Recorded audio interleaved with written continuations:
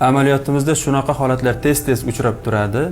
Yaqinda bemorimizda ko'krak qafasida og'riq kuzatilgan. Bemor og'riq sababini osteoxondroz bilan bog'lagan va bir necha kun davomida davo muolajalarini olgan. Davo muolajalaridan so'ng bemorda kuchli holsizlik kuzatilgan. Bemorimiz kardiolog ko'rigidan o'tishga qaror qilganlar va bizga murojaat qildilar. Tekshiruvlardan so'ng bemorimizda og'riq sababi o'tkir miokard infarkti ekanligi aniqlandi. Siz ham ko'krak qafasingiz og'riq sababi yurak bo'lishi mumkinligidan qo'rqyapsizmi? Keling, asosiy farqlarini ko'rib chiqamiz. Yurak og'riqlari odatda to'sh ortida bosuvchi, siquvchi, kuydiruvchi tipda boshlanadi.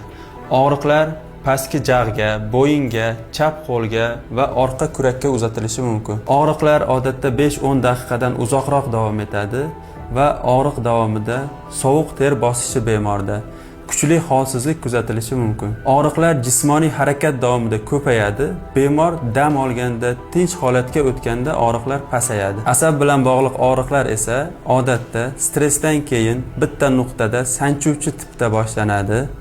Og'riqlar bir necha soniya davom etishi mumkin yoki bir necha kunlab davom etib yurishi mumkin. Og'riqlar jismoniy yuklama davomida ko'paymaydi.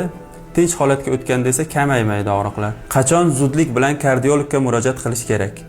Agar og'riqlar to'sh suyagi ortida bosuvchi, siquvchi, kuydiruvchi tipda boshlansa, og'riqlar chap qo'lga, pastki jag'ga, bo'yinga va orqa kurakka uzatilsa, og'riq davomida sovuq ter bosish kuzatilsa va albatta og'riqlar 10 daqiqadan uzoqroq davom etadigan bo'lsa, zudlik bilan kardiologga murojaat qilishingizni tavsiya qilaman.